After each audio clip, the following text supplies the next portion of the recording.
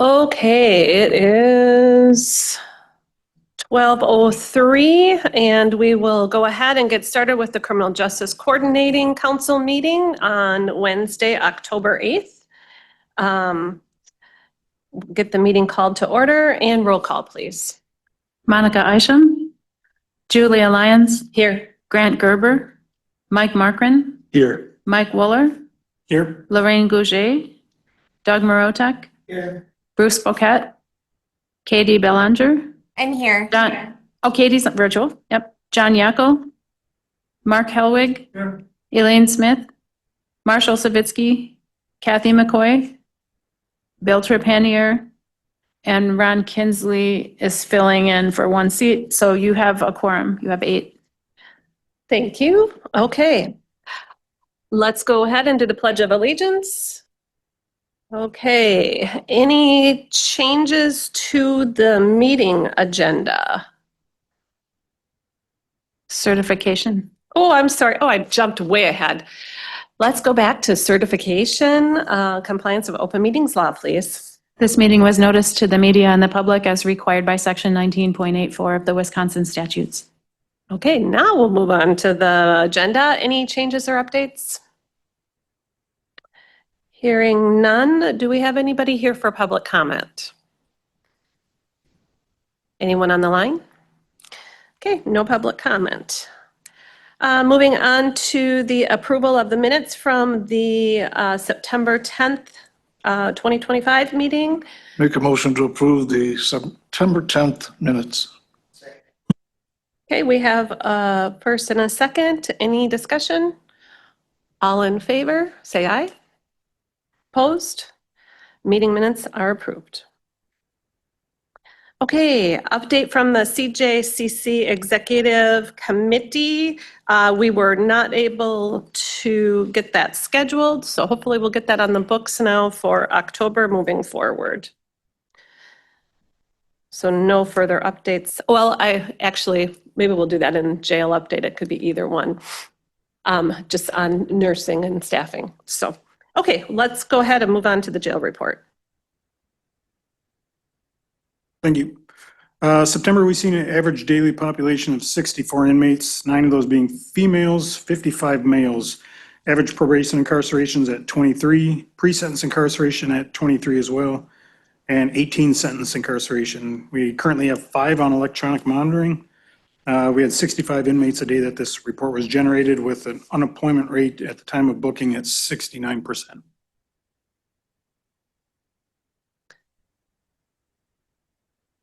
Does anybody have any questions or any follow-up? Okay, I will go ahead and give what I know on the nursing update for the jail, and you can fill in on anything else that you have. We did get the Vital Strategies grant that allows us to get a full-time jail nurse in. Danny has been hired, and she's been on for a month. Yep, she's been on approximately a month, working Monday through Friday. Here in the morning, distributing medications, all inmates, setting up all of our MAT appointments. At LCO, it's been extremely, extremely smooth. So Wonderful. yes.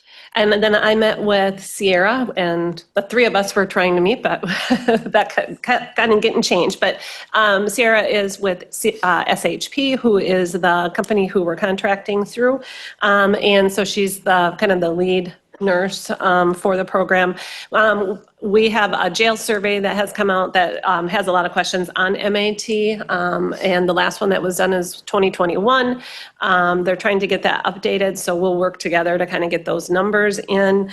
We anticipate that's the move to kind of making it so it's pretty much mandatory that you're providing these services within, and that's kind of where they're pushing some of these pieces.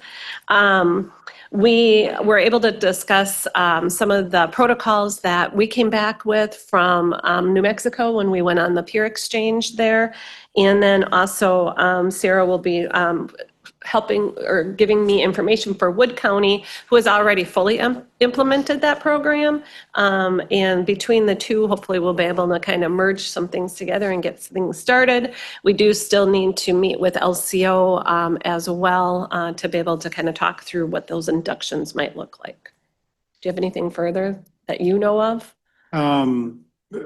we have a MOU going back and forth. We're just finalizing some things I sent to Administrator Markran in regards to having LCO nurses, I believe from Bajiki, come in and do the administration of those injections on site, which will help out tremendously. Yeah. We can keep our deputies on the road, not transporting back and forth, you know. Because those appointments, they used to last anywhere from 15 to 20 minutes. Seems like they're an hour now. So it's taking guys off the road. So this will be really good for us. Wonderful. Yeah. So, and why I said this could potentially be on the executive committee, as you know, that was like one of the top three was to get a full-time jail nurse in from our strategy point and get that MAT induction going. So, was there something else? Did you have something? No, I just said that was awesome. Okay, great. Okay, moving on then to Justice Point. Becky? Okay. I have a lot. We are fully staffed, which I updated that in August, but knock on wood, we're still there. So Danielle Church was our most recent hire. She's fully up and running as of September 30th. She has taken on her full caseload, which allows Rebecca Moser, who is our coordinator, to take on her full coordinator duties, which helps me because I have been doing double duty, and that's hard. Takes me a lot of time and it takes me away from things. So I feel like my quality of work has been slipping. So to get Rebecca fully in that coordinator position will be really helpful. So like I said, that took place on September 30th. So I'm looking forward to the next few months. This is our quarterly period. So our quarterly report is due for TAD, and Rebecca's going to kind of jump in head first, see kind of fully what that coordinator position entails. So I hope it doesn't overwhelm her. I don't think it will, but Danielle completed her ORAS training on the 25th and 26th, which also, so she's taken on her full pretrial duties. But now that she's trained in ORAS, she'll be able to take on diversion clients as well. That'll be helpful. Sorry, I'm a little bit hoarse. Rebecca is also continuing, she is doing recovery court case management. That's been really helpful because I feel like recovery court has been in a lot of transition, but she is like a continuum of care. So that's been really helpful. And she has a really good rapport with the participants and is also able to not just have a good rapport with them, but hold them accountable. So it's a good balance. Our numbers, if you see on your report, we are having some problems with updates. They did an update and it didn't bode well on our end. I have not been able to pull reports fully. So the only thing I can really pull is our overall numbers. I can't break anything down. That has to, I put in a ticket and said, my quarterly report is due to Mike and Randy on the 10th. So that has to get fixed ASAP. But I can give you the overall numbers. I just can't break anything down right now. So our overall numbers, pretrial, we're at 96. Diversion, we're at 14. Treatment court, we're at 7. What it looks like from that, you know, usually I break it down and you can see, but I don't know what it looks like right now. So I apologize. That's been a frustration. The other frustration, Mike Colson is not here, but all Sawyer County generated emails I have not been getting up until last Friday. So as of September 22nd, they were like in limbo. They went to like this faux folder. So if you sent me an email after September 22nd, I apologize, I did not get it. I got that last Friday, but I had 179 emails just from Sawyer County that went to that folder. So Lieutenant had messaged me about the grant and was like, Randy messaged you, and I was like, I didn't get that. So that's how I figured it out, and thankfully it's fixed now, but I have to go through each one and figure out where everything is. So if you messaged me, it would be easiest if you forwarded it, because otherwise I don't know where it is. It's there, it's just I have to go through them one by one. Okay, deflection. Our deflection grant was due the 26th. That went in without a hitch. Leilani Nino, who's our grants administrator, was very, very happy with our submission. So, knock on wood, we haven't heard anything about needing to change anything or update anything. We should be good for 2026 on that front. Where we stand for outreach is really, really good. That's in your, right here. But like it says at the top, if you would please not share this with the public, we have flyers and we have a social media page that will be shared. It just isn't ready to go yet, but the flyers are almost ready. And we have to meet with law enforcement because we really want some law enforcement presence. So whether that just means law enforcement shows up or if they can actually participate, that would be good too. But everything on the second page is what's planned so far. Everything on the back page are things that are in the works. If anybody has any ideas, we're open. If you have questions, This is for the Indians? they're for what? These activities you got on this page here, who they for? For anybody. They're for the community. The whole, like, deflection has multiple tracks, but one of them is to connect the community with law enforcement. So that's why I'm saying if we can get a law enforcement presence, even if it's just law enforcement like dropping in and being like, let's shake some hands, how you doing? Pass out candy, whatever. That's awesome. Right? Like bridging that gap. So if anybody has any questions, I'm happy to answer them, but Bill is one of our navigators and he is the face of deflection. Okay. So 2026 TAD, that went in last Friday. Again, no news is good news. We haven't heard anything back unless Mike has heard otherwise.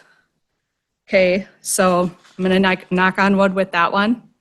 You know, it's grant season, so everything is like due, one right after the other.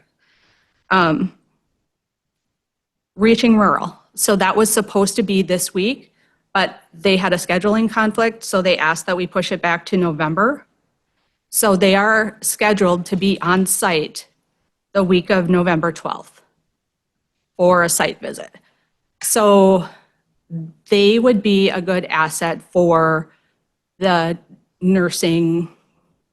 But in addition to that, you know, jump down to the jail program updates. I'm also using them to try to expand our jail programs. So, well, hopefully that will work for that. So if we can just segue, Lieutenant and I met with Northwoods Tech with their advisory committee on September 18th.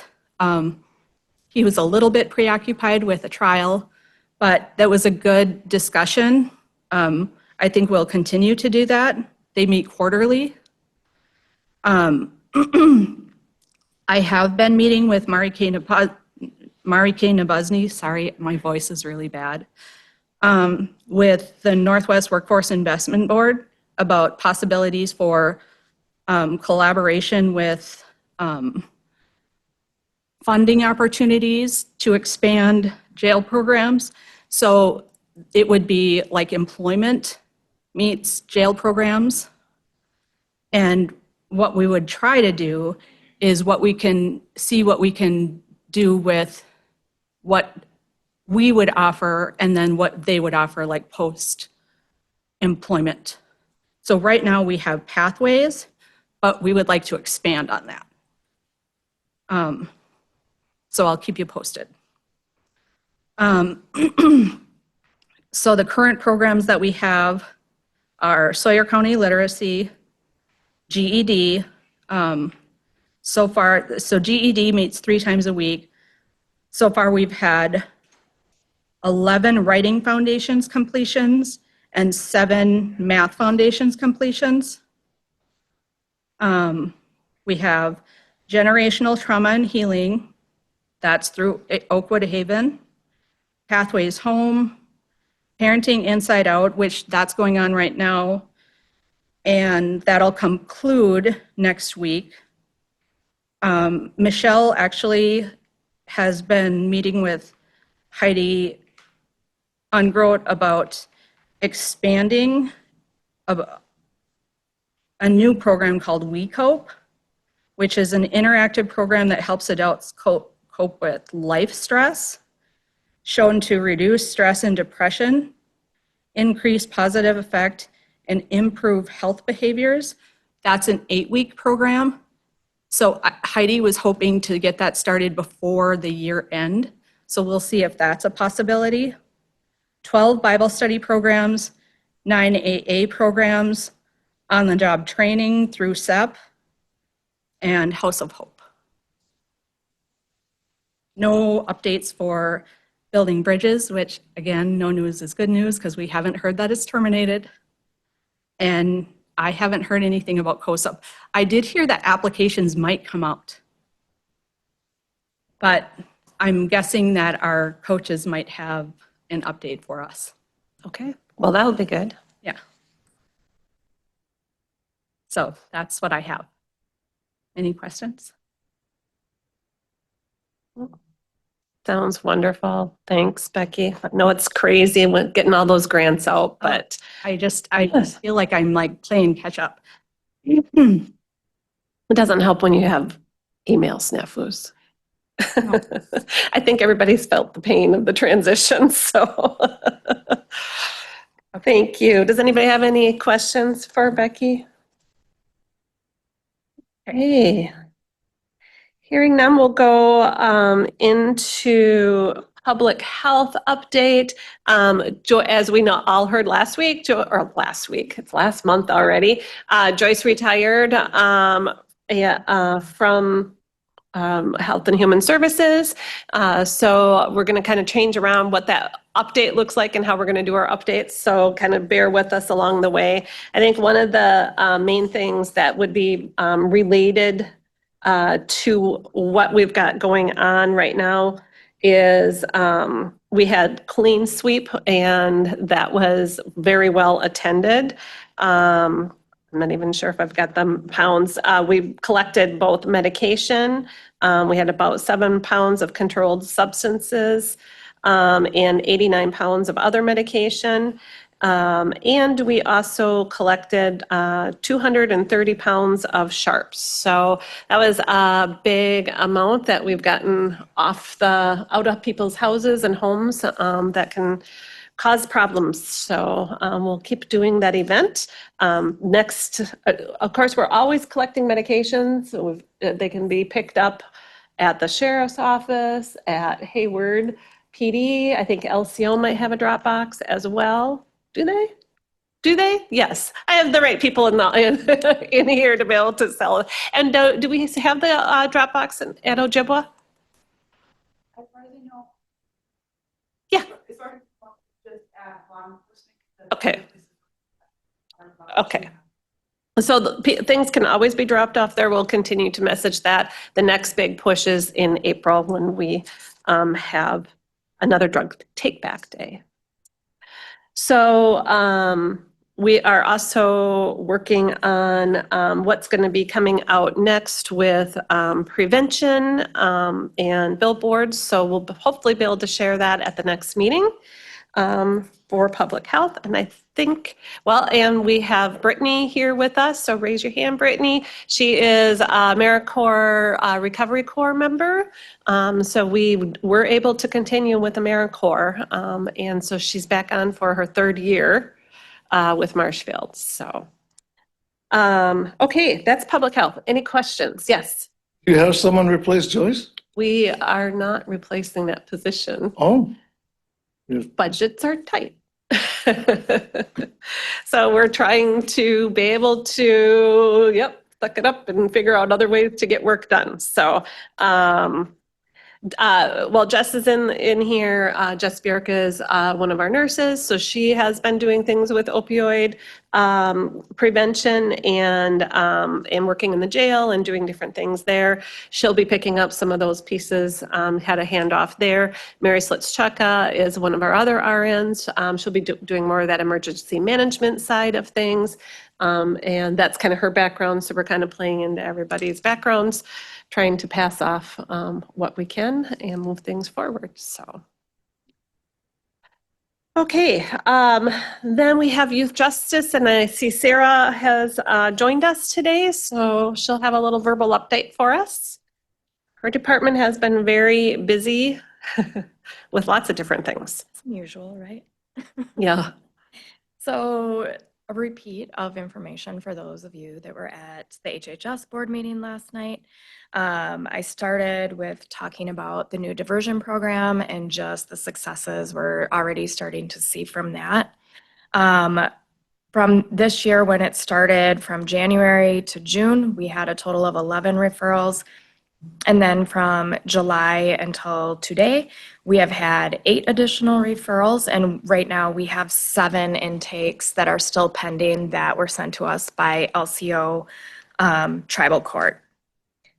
For the beginning of the school year, the kids that we're working with, 15 of them have had 100% school attendance for this year. 3 of them have had 90% attendance, 1 has had 80%, 3 have had 70%, 4 at 60%, 4 at 50%, and then there are 2 that are less than 50%. We have began implementing some creative ideas to help kind of incentivize things for these kids. One of them being when they are being successful, they're doing what they're supposed to do by going to school. We have incentives such as Quick Trip gas cards, McDonald's gift cards, Backroads Coffee. We're also having 2 bigger drawings, one at kind of the midpoint of the school year, and then one at the very end of the school year for any of the kids that we find have been overall really successful this year and made a lot of progress. So the kids will get tickets throughout the year for doing things better and making progress. And then during those times, they will be entered into a raffle drawing where they can win a $100 gift card to Foot Locker and a $100 gift card to Amazon. The other thing we are beginning to do is we are doing something that's somewhat similar to how the schools do a student of the month. With the kids we're working with, they have probably never been recognized or awarded for anything in their lives. And so we have created a student of the month of sorts for the kid that we determined to have made the most progress that month. So Julia put up an example of that award as to what it looks like. We have the first kid identified for the month of September, and his mom was just elated and super proud, and like I said, oh my God, my son has never received an award in his life. So I think this is a really great opportunity to recognize these kids that typically don't have the recognition. We have also started, I know I've talked in the past about the different programs we've contracted with, one of those being Sirona Recovery, and we just weren't seeing the progress and results that we had hoped to see working with them. Like the connection and the progress, the curriculum being done with families and kids, it was really challenging to do with people who were not from here. So what we did is we kind of brainstormed this, and we're contracting with Journey Day Treatment to have people that are local who understand our community needs and understand what it's like working with our families, be able to do parenting support groups. So those have started as of last week. It's a 12-week program where the first 3 weeks are only with the parent or legal guardian to really get an understanding of what's been going on in the home. And then after the 3rd week, the kids that are within the home will also be part of these parenting groups, and they will work with families on healthier communication and empowering parents to implement consequences rewards. And we're going to do anger management across the board, because we've also realized that seems to be within our parenting system and our kids. After that 12-week program, our plan is to then do a soft handoff with a local therapist who will continue to support the family throughout, or like past the 12 weeks of our program. Any questions on any of that? I have a question. Excuse me, besides attendance, do you know how these kids are doing academically? I don't have the exact results for that, but that will be something we are putting together to start to monitor. I guess I can't give you an accurate answer right now. I know the kids that are attending 100% of the time their grades are picking up. So I will write that down so that next time when I come, we have that all kind of outlined as well. Good to know, I mean, besides just them attending school, that they're actually Right. attending classes and, trying to do good. Thank you. We are also going to be working with a program presenter called Tall Cop, and this is very intriguing, interesting. We found out about this on my end at the WJCIA conference, which is the Juvenile Yearly Conference, and I know our Prevention Coalition group had also heard about this and kind of put all of our brains together, and we were able to get him to come to Sawyer County. And what he does is he goes into the CBD shops, the gas stations, basically anywhere that's selling vapes or CBD products, because what he has discovered working in different states, different counties, is these entities are selling product that are basically very closely related to like opiates. So people can go into these entities and purchase this stuff legally, but it's having the same effects as using an opioid, and there's other drugs too. So he's basically going to come and assess Sawyer County, our needs, and how to be more preventative. This is going to be a presentation of information to local community partners, law enforcement, LCO. So right now we have him on the calendar for November 12th, and that'll be the start of kind of getting some of this going.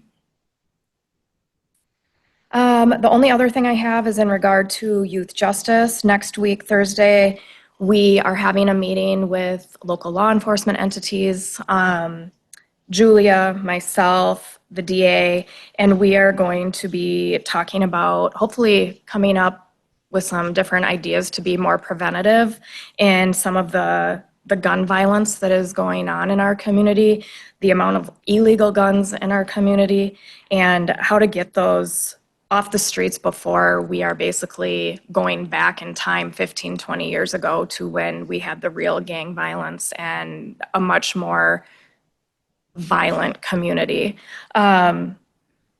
We are also seeing the uptick in gang violence and gang-related activity.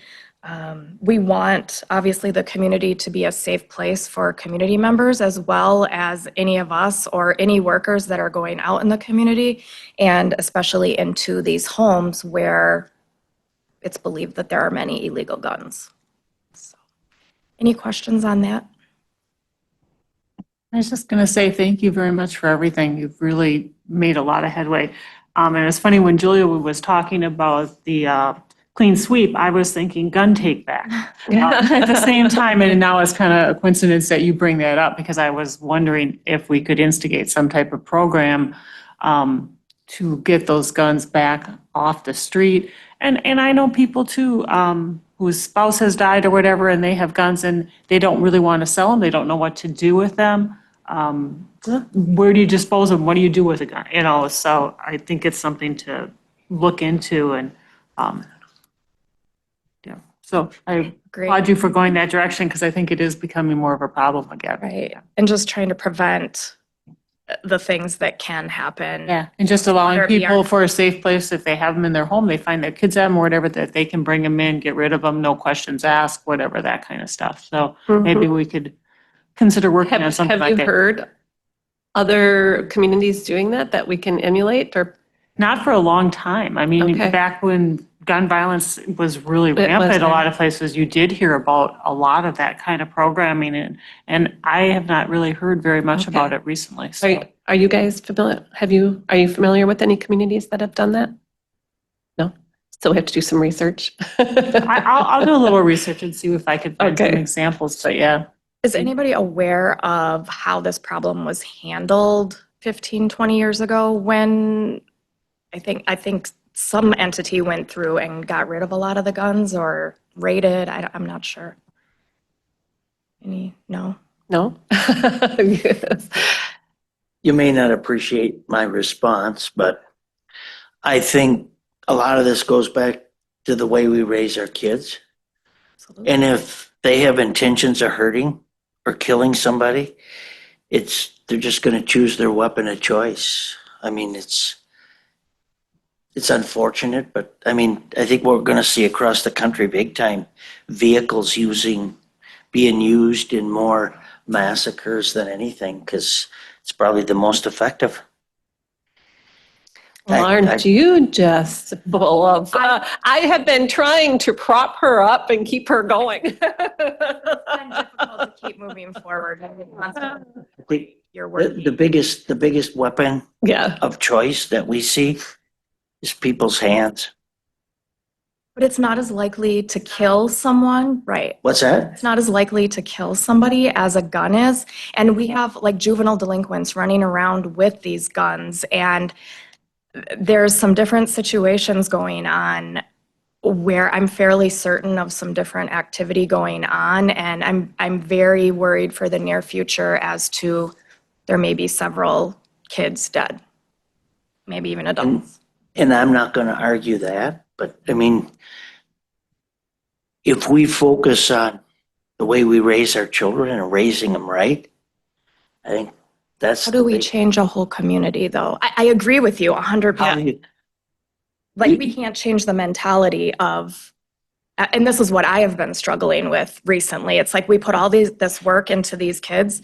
They go to residential, they learn these skills. We bring them back here, they fail because we're putting them back in the same home with the parents can't change their mentality. So I don't know how to fix that. Well, and one of the challenges you run into as an elected official, I took an oath to support the Constitution of the United States and the state of Wisconsin, which we have the right to bear arms.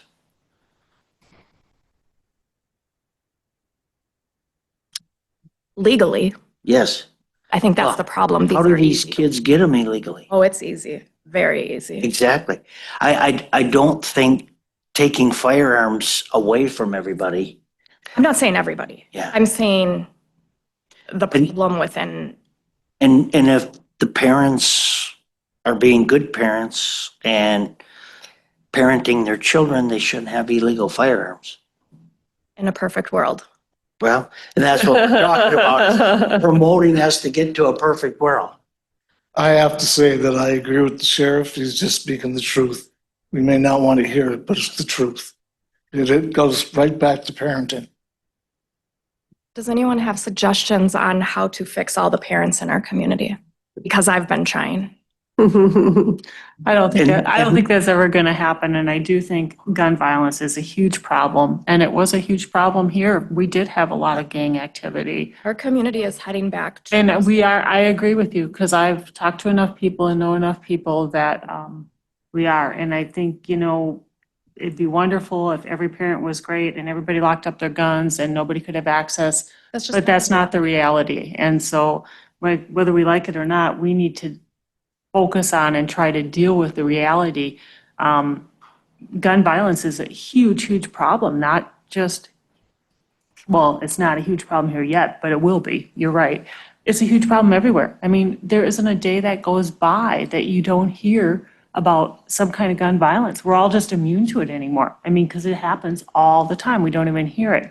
And I know vehicles are deadly, I agree. But when you think about the random shooters all the time everywhere, it's guns. Guns are fatal. I mean, you can go in with a gun and you kill a lot of people fast. So And- I'm not disagreeing that family values and everything is not And I the answer, but we're just. I totally agree with you. You're absolutely right, but at the same token, restricting guns. The problem with restricting is good people are compliant, bad people are non-compliant. So we. And how do you control? People that can show proof of legally owning a gun, I'm not saying take that away. I'm saying the guns that are not registered and not legal, take those away. And I think just giving the opportunity to people to turn those guns in without any questions asked, just like you're turning in prescription drugs or anything else, you know, people may have them in their homes and they just want to get rid of them. Or maybe they know their kids have them and they just want to get rid of, I mean, I think you have to try to look at avenues to mitigate those guns that are illegal in your community and somehow try to get them off of the streets, right? Right, and part of, I mean, the piece that also scares me is social workers or whoever the worker may be, we have a pen and a piece of paper. We don't have protection, and I promise you, we are pissing people off every day. So, I mean, there have been days I go out to my car, I'm looking over my shoulder because I know I pissed the wrong person off. Like, holding these kids accountable, holding parents accountable, it is not an easy thing to do in our community. It is dangerous. And I just want to help ensure some safety for my workers and the community, so. Good discussion. Yeah, and I will take a look and see if I can find some examples of different programs and that, and maybe get that information back to everybody by next month. I don't know how much is being done out there as a whole. I haven't really looked into it, so. Thank you. Okay. I forgot to pass this out. This is going to be hard to see on the screen.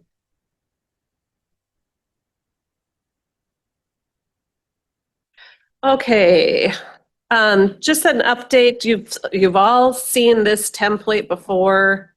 And let's see if I can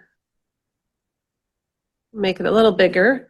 I know Katie's on the line, so she can't get a handout from me.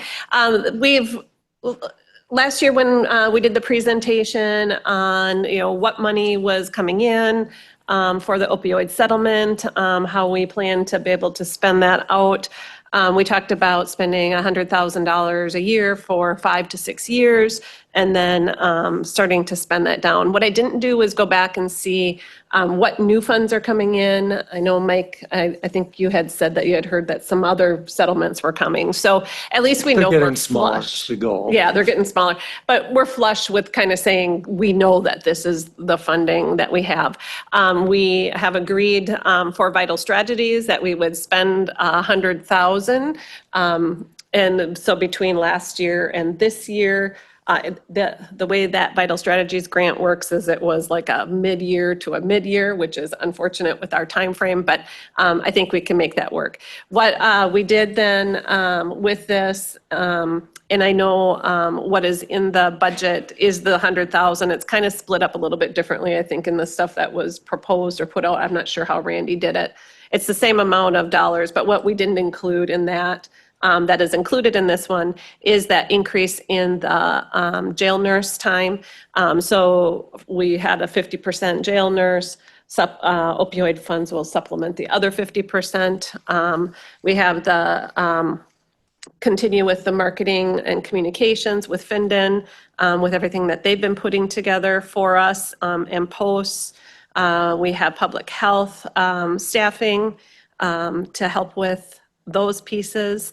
We use, for the AmeriCorps, the peer recovery coach is covered through that. And then that leaves us with not as much money to do prevention with, but we'll have about 23,000 left. Given that Tall Cop is coming, that is going to probably guide our strategy moving into the next year on what we need to be focused in on. So we don't have a strategy put out for 2026. But there is another, aside from this, there's another 12,500 that we think we are still getting, which is through federal funding that is focused in on prevention, that we can at least help supplement that side of it. We don't want to not be in the schools. We know that that is a really good focus for us. So we want to make sure that we're getting that activity done too. Did I understand correctly or hear correctly? You don't quite yet have a strategy for 2026? We don't have a strategy developed. We're going to wait and see what Tall Cop is telling us what we should be focused in on, being that he'll be coming in and doing that full community assessment. We did put in for grant funding and tried to get a grant. That one we didn't get, and that was to bring Tall Cop in, and that wouldn't have actually been until next year. But we were able to use other grant funds. Actually Sarah's team met Tall Cop at their latest conference, and they talked to him about our community, and he said he'd make it happen this year. So November 12th is when it's happening. So that, I don't know that we have to vote on any of that, as kind of just giving you an update on where things are at on the funding strategy. Any comments or questions or concerns? Okay, hearing none, we'll move on to community updates. Anybody have anything to share? Any outside committee updates? Correspondence reports? And then future meeting agenda. So the question is going to be, when we talk about the future meeting agenda, in November, Becky's got Reaching Rule coming, and we have Tall Cop coming. And that's going to be a 4-hour presentation, but we don't know when that is. And what if we're going to have a quorum, how many people are going to needing to be attending Tall Cop, and what we're doing with Reaching Rules. So I don't know what our strategy needs to be for this particular November meeting coming up. Are they planning on attending this meeting?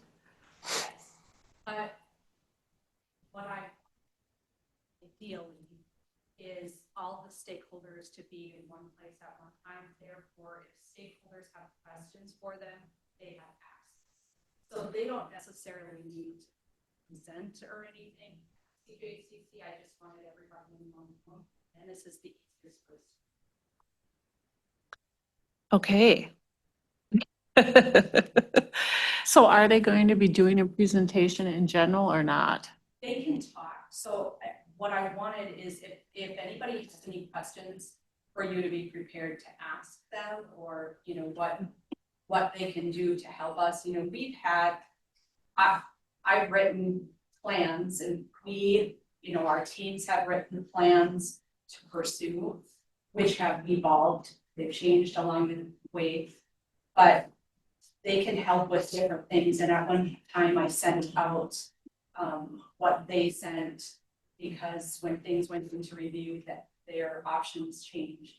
So if anybody has any questions for them, what they can do for us, what they can help us with, that's a great time to ask them. So are they going to have some composite, like a report that identifies certain things within our community that, Ask them to have. I mean, because I think that'd be really helpful in terms of not just randomly asking a bunch of questions.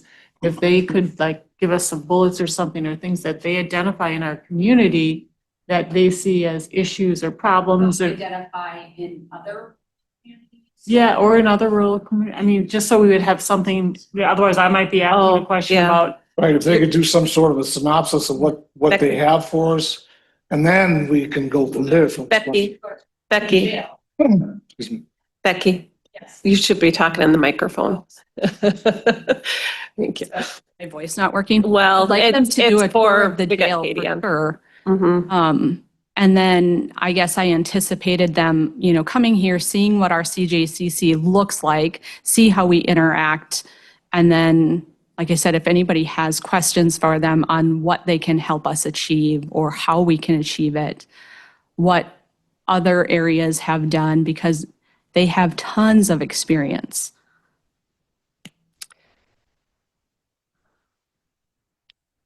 Well, let's go ahead. I have a feeling that we're going to have to coordinate that day because Well, I have to coordinate with with that, Lieutenant yeah. for sure and and Sheriff. Everybody here is also invited to Tall Cop. I mean, it's something for, but the. What time is Tall Cop We at? don't know. We don't know yet. Okay. So maybe our next meeting is supposed to be on November 12th. We'll leave it at that, but we may need to make some changes based on timing and where things are at for that particular day, as to what's going to be the best plan. So not that this has any bearing on anything, but I don't know if you paid attention to your sheet at all. We also have our bread making event on that day. So Bill and Rebecca will be at where? First Lutheran. So I anticipated that I will take the coaches just by there, will drop in just to see what that is looking like. Okay. I just want them to get a taste of what we're doing, so anybody can drop by there too and see what that looks like. So Becky and I will connect. We'll kind of get a plan for that day and let people know what they're invited to, when meetings are happening, and how that whole thing is going to look. Okay, anything else? Hearing none, we are adjourned.